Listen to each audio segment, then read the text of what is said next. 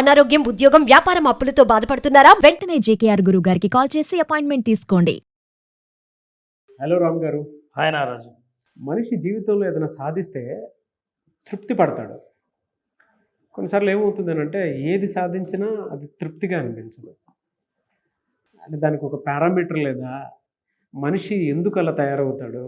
ఇంకొకటి ఏంటంటే ఆ మినిమం సెన్స్ సార్, అంటే సాటిస్ఫై అవటం అనేది, అంటే మనల్ని మనం సాటిస్ఫాక్షన్గా ఉంచుకోవటం అనేది కూడా ఒక రకమైనటువంటి ఒక పాజిటివ్ యాటిట్యూడ్. సో దాంట్లోనే మనిషి ఎలాంటి అనే దాని మీద స్వభావం కూడా బయటపడే అవకాశం ఉంటుంది. ఇప్పుడు కొంతమందిలో మనం అది ఏ రకంగానూ చూడలేము, అంటే తృప్తి చెందరు. ఆ లక్షణాన్ని మనం ఏమని భావించాలి? సో అలా ఉంది అని అంటే ఏం చేయాలి? మనకు అలా ఉంది అని అంటే దేనికి తృప్తి పడట్లేదు అని అంటే. నారాజు, ఈ ప్రపంచంలో మనిషికున్న వెలకట్టలేని రెండు సంపదలు. ఒకటి మనశ్శాంతి, రెండోది సంతృప్తి. దీనికి వెలకట్టలేవు. ఒకవేళ వెలకట్టి దాని ద్వారా ఇవి పొందాలని అనుకుంటాము, కానీ పొందినా సరే మనశ్శాంతి, సంతృప్తి పొందడం మాత్రం అది చాలాసార్లు అసాధ్యం అనిపిస్తుంది. ఒకసారి సుబ్రావు భార్య తీవ్రంగా ఆలోచిస్తుందండి. ఏంటి అలా ఆలోచిస్తున్నావు అన్నాడు. ఏం లేదండి, రోడ్డు మీద బంగారు దొరికితే బాగుండు అన్న. బంగారు దొరికితే బాగుండా? అయితే మనం దేవుణ్ణి ప్రార్థిద్దాం, బంగారు దొరుకుతుంది. అవును, ఎందుకు బంగారు కావాలని అనుకున్నావు? అదేంటండి, బంగారు మంచి ప్రైజ్ ఉంది, అమ్మితే బాగా డబ్బు వస్తుంది కదా అన్నాడు. అదేంటే, ఎలాగూ దేవుణ్ణి అడుగుతున్నావు, ఆ దొరికేదేదో డబ్బే దొరకాలని అడగొచ్చు కదా, బంగారు దొరకడం ఎందుకు అని. అవునండి, కరెక్టే. అయితే ఇప్పుడు నేను డబ్బు దొరకాలని ప్రార్థిస్తా అన్నాను. అలాగే ప్రార్థించు అన్నాడు. మళ్ళీ మొదలు పెట్టగానే మళ్ళీ సుబ్రావు అడిగాడు, అవునా డబ్బులు నీకు ఎందుకు అని. అదేంటండి, మనకు సొంత ఇల్లు లేదు కదా, సొంత ఇల్లు మనం డబ్బులు ఇచ్చి సొంత ఇల్లు కొట్టే బాగుంటుంది కదా. అయితే దేవుణ్ణి అడుగుతున్నావు కదా, నాకు సొంత ఇల్లు వచ్చేటట్టు చూడనే ప్రార్థించవచ్చు కదా. డబ్బులు అడిగి మళ్ళీ ఆ డబ్బుల్ని మనం ఎంత అడిగామో అడిగి మళ్ళీ కొనేసరికి రేటు పెరగచ్చు, నాకు ఇల్లు కావాలని అడగచ్చు కదా. అరే, ఈ ఐడియా బాగుందండి, అట్లయితే ఇల్లు కావాలనే నేను దేవుణ్ణి ప్రార్థిస్తాను. కళ్ళు మూసుకొని ఇల్లు కావాలని అడగబోతుంటే, అవునే ఎందుకే నీకు ఇల్లు కావాలని అడుగుతున్నావు, మనం ఇంట్లో ఉన్నాం కదా. అదేంటండి, సొంత ఇల్లు ఉంటే ఉండే సంతృప్తే వేరు కదా అన్నారు. అంటే దేనికోసం ఇల్లు అంటే, ఇది పెద్ద ఇల్లే అది పెద్ద ఇల్లే, ఉన్నది ఇద్దరమే కదా అని. కాదండి, సొంత ఇల్లు ఉంటే ఉన్న మనశ్శాంతి, తృప్తి వేరే అని. అయితే ఒక పని చేయి, డైరెక్ట్గా దేవుణ్ణి మనశ్శాంతి, తృప్తి ఇవ్వచ్చు అని అడగచ్చు కదా అన్న. కానీ మనిషి నేరుగా నువ్వు ఇచ్చిన తృప్తి, మనశ్శాంతి తీసుకోడు. మనిషికి కావాల్సింది ఏంటంటే తను ఎంచుకున్న మార్గంలోంచే అది దొరకాలంటారు. అందుకే ఓ సామెత ఉంది నారాజు, పశువుకు తిన్నది తృప్తి, మనిషికి ఉన్నది తృప్తి అని. పశువు తింటే అది తృప్తి పడిపోతుంది, మనకు ఉంటేనే తృప్తి. మనకి ఏదైనా ఉంటేనే తృప్తి సాధిస్తామని అనుకుంటాం. అయితే మనిషి తృప్తి ఎప్పుడు సాధిస్తాడు, ఉంటే సాధిస్తాడా లేదా అన్నది చూస్తే, తినేది శారీరకమైన తృప్తి, కానీ ఉండాలి అని అనుకునేది మానసికమైన తృప్తి.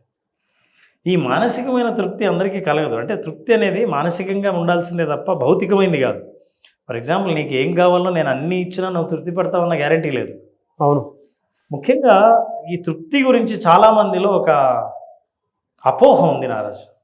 ఏం తెలుసా, మనిషి తృప్తి పడితే ఇక అభివృద్ధి ఆగిపోతుంది అన్నది పెద్ద అపోహ చాలామందిలో ఉంది. సాటిస్ఫాక్షన్ ఉంటే నువ్వు ఏ రంగంలో అయినా సాటిస్ఫై అయితే క్రియేటివిటీ ఉండదు, డెవలప్మెంట్ ఉండదు అన్నది ఒక పెద్ద అపోహ. మనిషి తృప్తి పడితే తృప్తి నుంచి ఆనందాన్ని పొందుతాడు.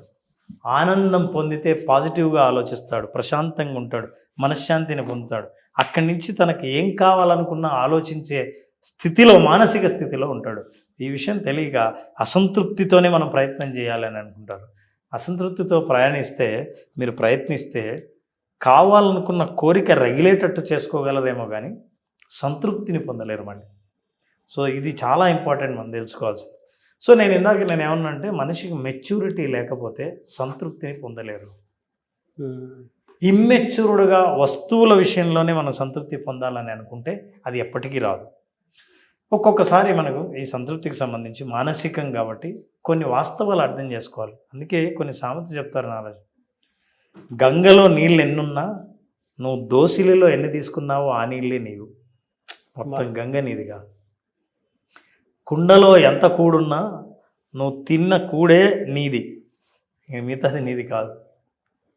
ఎంత భూమి నీకున్నా నువ్వు నిలబడ్డ ప్లేస్ ఉందే అదే నీది, మిగతాది నీది కాదు. అసలు నువ్వు పుట్టకముందు ఎవరో ఈ భూమిని దున్నారు, ఇప్పుడు నువ్వు దున్నుతున్నావు, నువ్వు పోయిన తర్వాత ఇంకొకరు ఎవరో దున్నుతారు. అయితే ఉన్న కాలంలో ప్రజెంట్లో ఎట్లా నేను తృప్తిగా జీవించగలను అన్న జ్ఞానం లేకపోతే ఎన్ని వస్తువులున్నా వెంపర్లాట మనిషికి ఆగదు. ఈ విషయం మనిషి అర్థం చేసుకోవాలి. ఈ వెంపర్లాటను తగ్గించుకోవడానికి, తృప్తి పొందడానికి మనిషి ఏం చేయాలి, మనశ్శాంతిని పొందడానికి ఏం చేయాలి? నారాజు డబ్బులు, చాలామంది ధనం గురించి అంటారు. మీకు తెలుసా, ధనం సంపాదించినంత వరకు సంపాదించాలని, సంపాదించినంత వరకు కాపాడుకోవాలని, కాపాడుకున్నంత వరకు ఇది ఎవరు దోచేస్తారో అన్న భయం మనిషికి ఎప్పుడు వెంటాడుతూనే ఉంటుంది. ఎప్పుడు మనశ్శాంతిగా ఉండగలవు, ఎప్పుడు సంతృప్తిగా ఉండగలవు? చాలాసార్లు నేను చూశాను, కొంతమంది మనం న్యూస్ పేపర్లో చూస్తుంటాం, ప్రభుత్వ అధికారులు లంచం ఉంటే అనిషా అధికారులు, అవినీతి నిరోధక శాఖ అధికారులు వాళ్ళని పట్టుకుంటారు. కొంతమంది భారీ దాడులు జరుగుతాయి. This is very important.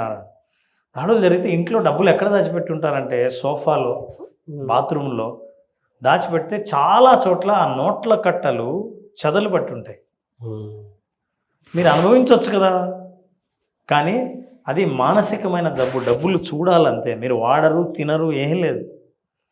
So మనిషికి ఆ మెచ్యూరిటీ లేనప్పుడు ఏమవుతుందంటే ఊరికే డబ్బు కావాలని కోరుకుంటాడే కానీ దాని నుంచి నీకు ఏం పొందుతున్నావు అన్న విషయం ఎప్పుడు అర్థం కాదు. మా ఇంటి పక్కన అలాంటి వాళ్ళు ఉన్నారు సార్, ఆ మిషనరీ సంఘ అధ్యక్షులు. అంటే ఆడియన్ పాయింట్ ఆఫ్ వ్యూ నిజంగా మీరు చెప్తుంటే కొంతమంది గుర్తొచ్చేస్తారు కూడా కంటి ముందు.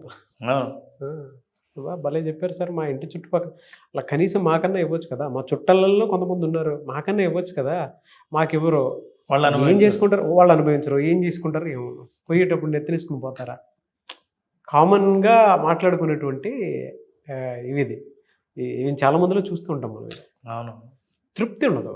అంటే మీరు ఇందాక చెప్పినట్లు వాళ్ళు అనుభవించరు, ఏమీ చేయలేరు, ఒక సైకలాజికల్ ఇంకంతే ఆ సాటిస్ఫాక్షన్ తప్ప ఇంకో దాని మీద ఏది ఉండదు.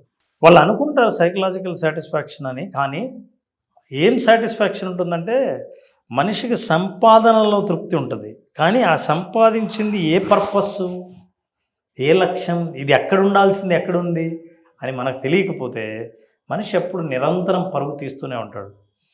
ఒక మహారాజు అడిగాడంట పేదవాడిని, అంటే ఎవరో కష్టపడుతుంటే నీకేం కావాలంటే భూమి లేదు, నాకు భూమి కావాలంటే ఎంత కావాలి అంటే మీరు ఎంత ఇస్తే అంత కావాలి, నీకు ఎంత కావాలో తెలియాలి కదా అన్న.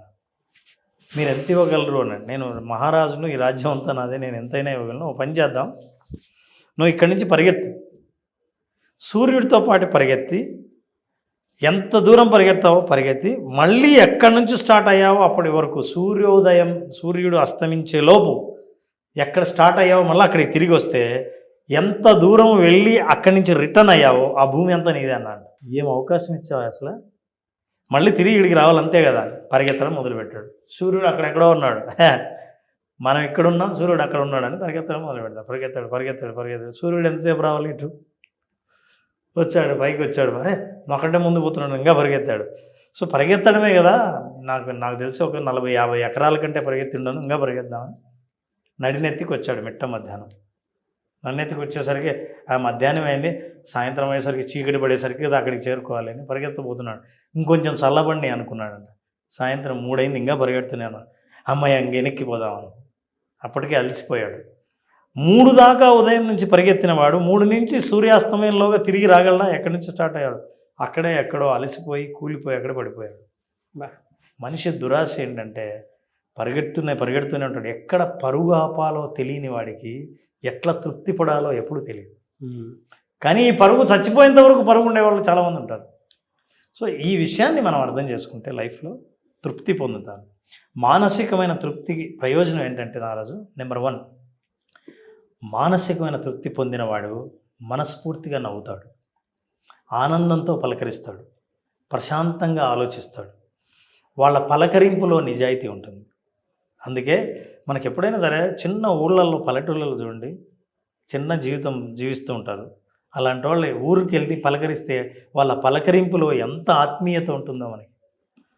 పోటీ పడే మనస్తత్వం, జీవితంలో ఇంకొకరితో పోటీపడి జీవించాలని, నా జీవితం కాని జీవితాన్ని నేను జీవించాలని పరిగెత్తే వాళ్ళందరూ నిజంగా ఈ మానసిక తృప్తి ఏంటో తెలుసుకోవాల్సిన అవసరం ఉంది.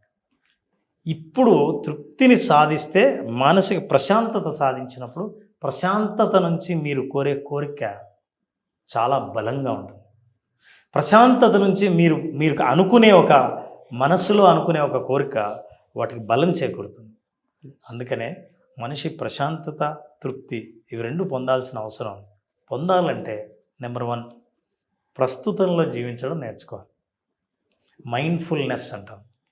గతంలోనూ లేదా భవిష్యత్తులోనూ జీవించడం మానేసి ఇప్పుడు నా చేతిలో ఏముంది, దీన్ని నేను ఎలా ఆస్వాదించగలను అనేది లేకపోతే ఎప్పుడు పరుగులు తీయక ముందే నువ్వు మానసికంగా పరుగులు తీస్తుంటావు. రెండవది, ఉన్న వాటిని మనం ప్రేమించడం నేర్చుకోవాలి. మీకు ఏమున్నాయో వాటిని ప్రేమించాలి. మనం చాలాసార్లు మనుషుల్ని, వస్తువుల్ని, పరిస్థితుల్ని, మన బ్యాక్గ్రౌండ్ని, కుటుంబాన్ని వీటన్నిటిని ద్వేషిస్తూ ఉంటారు చాలామంది. తృప్తి లేని వాళ్ళ వీళ్ళంతా. నాకు అలా ఉంటే బాగుండేది అని. తర్వాత there is an if syndrome అంటారు. ఒకవేళ నాకే గనక డాష్, నేనే గనక ఈ ఇంట్లో పుట్టుంటే, నాకే గనక ఈ జాబ్ వచ్చింటే, ఇప్పుడు గనక రిటైర్ అయి ఉంటే, మా అమ్మాయికి గనక పెళ్ళి అయ్యి ఉంటే, అంటే నా తృప్తిని ఎప్పుడు వాయిదా వేస్తాను. ఎస్. ఈ ఇఫ్ అనేది సిండ్రోమ్, ఒక జబ్బు, మానసికమైనది. దాని నుంచి బయటపడితే you will enjoy your present life. Yes, fantastic narration అండి. మీరు మాట్లాడే దానికోసమైనా సరే వీడియో రెండోసారి చూడాలని అంత ఇదిగా చెప్పారు. బట్ నిజం, లైఫ్ స్కిల్స్కి సంబంధించినటువంటి ట్రూత్స్ చాలా ఉన్నాయి. Anyway sir, thank you so much Ram గారు. Thank you Ramesh. Fantastic solution అండి. Anyway sir, thank you so much Ram గారు. అయితే మీ దగ్గర థెరపీ కోసము, పర్సనల్ కోచింగ్ కోసము చాలామంది జాయిన్ అవ్వడానికి రెడీగా ఉన్నారు. కానీ మన షోలో పార్టిసిపేట్ చేద్దాం అనుకున్నటువంటి వాళ్ళు కూడా ఉన్నారు. మిమ్మల్ని అప్రోచ్ అవ్వాలంటే ప్రాసెస్ ఏంటి? ఎలా వాళ్ళకి మీరు టైం ఇస్తారా? ఖచ్చితంగా నారాజు, మనం ఇక్కడ ఇస్తున్న నంబర్కి చాలాసార్లు చిన్న విషయాలతో, కుటుంబ సమస్యలు, ఒక్కొక్కసారి మానసిక సమస్యలతో బాధపడుతూ ఉంటారు. సో వాళ్ళకి సొల్యూషన్ కావాలనుకుంటే కన్సల్ట్ చేయొచ్చు. తప్పకుండా పర్సనల్ కోచింగ్ ద్వారా మనం వాళ్ళ సమస్యలను పరిష్కరించే ప్రయత్నం చేస్తాం. అంతేకాకుండా చాలా ప్రోగ్రామ్స్ కూడా మనం ఆఫర్ చేస్తున్నాం. అట్లాగే ఎవరైనా వాళ్ళ మనోభావాలు పంచుకోవాలనుకుంటే మనం ఒక వేదిక మీద కూడా లాస్ట్ టైం నువ్వే అనౌన్స్ చేసావు, వాళ్ళని పిలిచి కూడా ఆ ఏజ్లో, ఆ కేటగిరీలో వాళ్లకు ఎదురయ్యే సమస్యల గురించి మనం చర్చించుకుంటే ఇంకా వివరాలు కూడా మనం మన ప్రేక్షకులకు తెలియజేయచ్చు. Sir, thank you so much Ram గారు. Thank you. సుమన్ టీవీలో మీ పర్సనల్ అండ్ బిజినెస్ ప్రమోషన్స్ కోసం కింది నెంబర్కి కాంటాక్ట్ చేయండి.